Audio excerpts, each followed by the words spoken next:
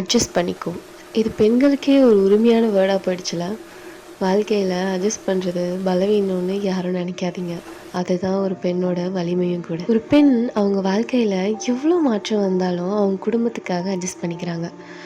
கல்யாணத்துக்கு முன்னாடி அவங்க வீட்டு பழக்க வழக்கம் ஆசை எல்லாம் மறந்து புதுசாக வர குடும்பத்துக்காக எல்லாத்தையும் மாற்றிக்கிறாங்க. சில நேரம் பெண்களுக்கு பேசணும் போல இருந்தாலும் பேச மாட்டாங்க, சண்டை வரக்கூடாதுன்னு.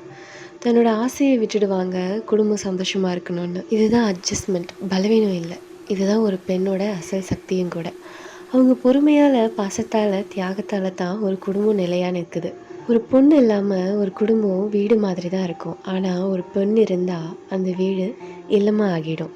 அட்ஜஸ்ட் பண்ணுற ஒரு பெண்ணை எப்போவுமே லைட்டாக பார்க்காதீங்க. அவங்க தான் ஒரு குடும்பத்தோட உண்மையான பக்கபலமும் உயிரும் கூட. வளர்ந்து வர சமுதாயத்தில் எத்தனையோ பெண்கள் அவங்க குழந்தைகளுக்காக மட்டுமே பிடிக்காத குடும்பத்தில் கூட அட்ஜஸ்ட் பண்ணி வாழ்ந்துக்கிட்டு இருக்காங்க.